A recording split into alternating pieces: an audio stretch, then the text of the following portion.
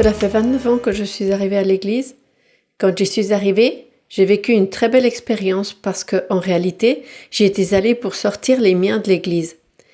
D'abord, j'avais envoyé ma mère pour qu'elle aille chercher mon frère, parce qu'il allait tous les jours à l'église, et moi, depuis très jeune, j'avais cherché Dieu dans de nombreuses églises chrétiennes de toutes sortes, et aucune ne me convenait, parce qu'elles demandaient des choses très exigeantes, et d'autres me faisaient peur. Alors quand j'ai vu mon frère, j'ai dit à ma mère, « Maman, je suis très loin, à 4 heures de distance. Vous allez chercher mon frère là-bas.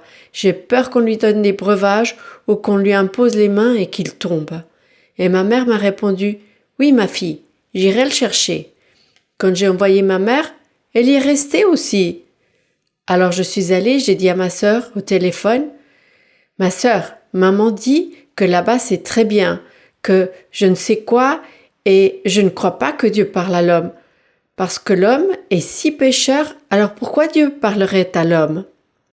Et ma sœur me répondit, « Sonia, j'irai et je vais les en sortir. » Alors je lui ai dit, « Très bien, vas-y. » Et après je lui ai demandé, « Et alors ?» Et elle me dit, « Non, Sonia, là-bas c'est très bien. Dieu parle aux gens et touche le cœur. » Et j'ai alors dit, « Quoi ? Toi aussi on t'a donné quelque chose ?» Et elle me répondit, « Non, non, tu devrais venir. » Puis, quelque temps plus tard, je vivais à Ibagué et je suis partie à Pereira. Alors j'ai dit à mon frère, « Montre-moi dans la Bible où il est écrit que Dieu parle à l'homme. » Je ne l'avais pas lu entièrement. Et il me dit, « 1 Corinthiens 13, 12. » Alors je lui ai fait lire et j'ai pensé, « Est-ce possible ? Non, je ne pouvais pas croire que Dieu parle à l'homme qui est tellement pécheur. Non, non, non. » Puis il a dit, « Allons-y aujourd'hui, il y a quelque chose de spécial. » On m'a parlé de mon enfant parce qu'il y avait 2 ans et avait une fracture au pied, la cheville tordue, et il était sous traitement orthopédique qui me coûtait à l'époque 500 000 pesos, ce qui était beaucoup d'argent. Le médecin m'avait averti que mon enfant aurait besoin de traitement orthopédique à vie, parce qu'il marchait et tombait. Il ne pouvait marcher qu'avec des appareils orthopédiques, un appareil en fer pour le soutenir. Et alors le Seigneur m'a dit, « Ma fille, tu es venue me chercher, tu es venue chercher les tiens dans ma maison pour les sortir. Mais je te dis que c'est ma véritable église. Tu m'as cherché partout et tu es arrivé au bon endroit. Ici, j'agis et je parle. Je te dis que même si je te parle, tu ne croiras pas. Tu t'éloigneras un temps, mais je ferai un miracle pour ce petit qui t'a fait verser tellement de larmes. » Et le Seigneur me disait, « Tu feras encore des examens parce que tu es très incrédule, et tu referas des examens après que le médecin te diront qu'il n'a rien. » Et c'est ce qui s'est passé. Le médecin m'a dit que nous allions devoir faire d'autres radiographies.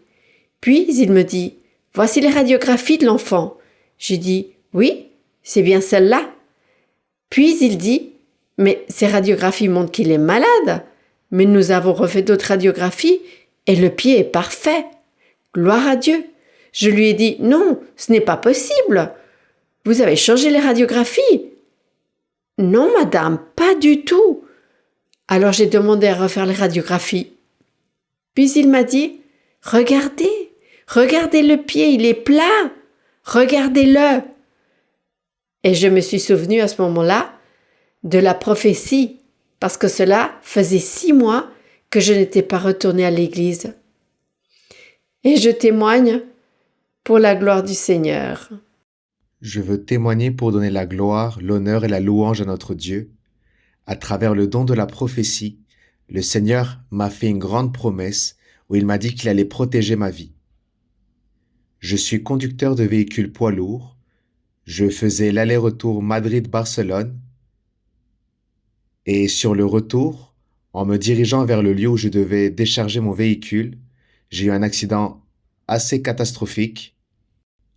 Lorsque les services de secours, les ambulances et les différents médecins sont arrivés, ils étaient très surpris de voir l'ampleur de l'accident de voir comment le véhicule était détruit et pratiquement inutilisable. Ils étaient surpris de voir que j'avais survécu et sans blessure grave, sans plaie ouverte. Ils étaient très surpris de voir l'ampleur de cette situation. Les blessures que j'ai eues ont été une fracture du pelvis et une fracture dans la partie lombaire de mon corps.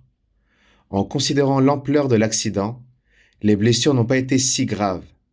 L'accident a eu lieu à 5 heures du matin et entre 22 heures et 23 heures, j'étais chez moi en train de me reposer. En vérité, mon rétablissement a été très rapide grâce à la miséricorde du Seigneur. Et frères et sœurs, je veux partager ce témoignage, témoigner de la grandiosité du Dieu vivant et tout-puissant, qui nous parle à travers le don de la prophétie, qui nous promet et qui nous accomplit.